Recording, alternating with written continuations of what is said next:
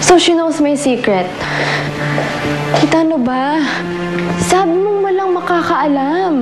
Ang daldal mo kasi. Ang hinala ko na overhear ni Belia ang isa sa mga usapan natin. Kaya nagsumbong siya kay Danica. So tauhan ni Tita Danica si Belia? Yep. Sino pang nakakaalam ng sikreto ko? Baka naman may iba pang nakakaalam. Misty, don't worry. May ebidensya ako na hawak laban kay Danica. So imposibleng sabihin niya pa yung sikreto mo kahit kanino. Tita Alex, mas lalo akong natatakot dito eh. Just be nice na lang to Danica, okay? Makinig ka lang sa mga sasabihin niya.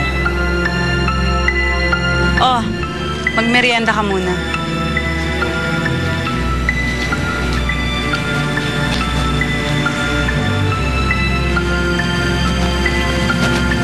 Belia! O, Belia. May bonus na yan, ha? Dinagdagan ko na. Naku, ma'am. Yan naman ang gusto ko sa inyo, eh. Hihingin ko palang binigay nyo na. Basta ipagpatuloy mo lang yung ginagawa mo ron.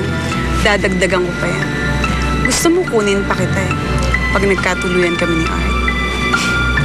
At huwag kang mag-alala. Malapit nang mangyari.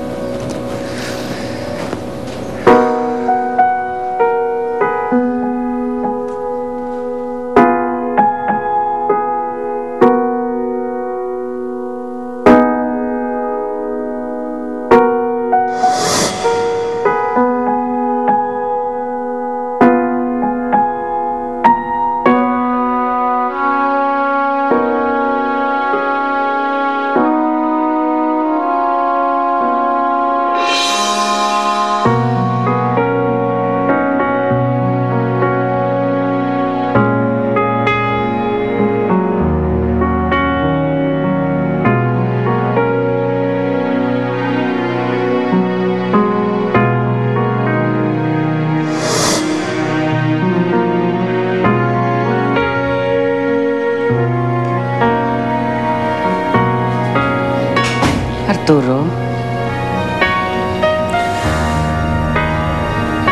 Ano ba nangyayari sa pamilya ko, Mama? Hanggang ngayon hindi ko matanggap na napatay na ang kaisa-isa kong anak. Tapos ngayon naman si Mira.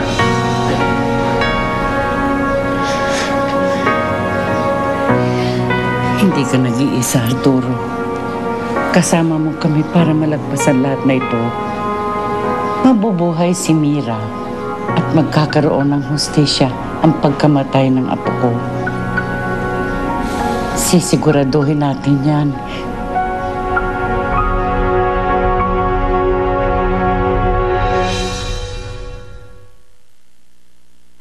Ilang araw ka lang nandito, Nita. Pero sabi ni Rosie at ni Cheryl, hanggang ngayon hindi mo pa rin daw sila kinakausap. Wala ka bang gustong sabihin? Magsalita ka naman. Ano bang nararamdaman mo? Magkwento ka. Sabihin mo sa akin.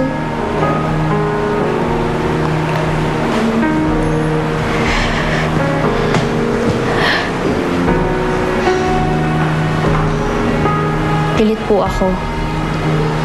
Kanino ka galit? Sa daddy ko po. Bakit ka naman galit sa kanya?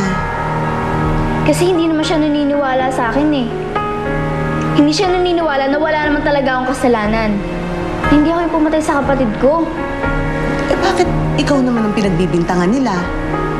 Eh kasi sabi nila, ako daw yung tinuturo na ebidensya. Eh hindi naman talaga ganun eh. Pagpasok ko sa kwarto, hindi na humingi yung kapatid ko. Kaya hindi ako yung pumatay sa kanya. Hindi ako ang pumatay sa kapatid ko.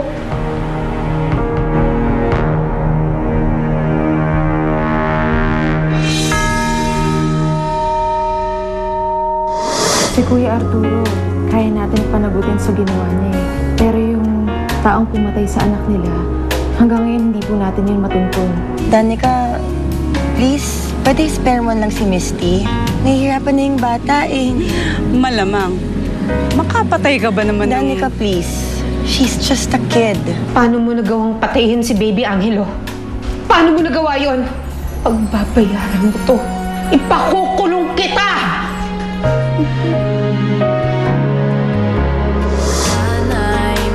Napanood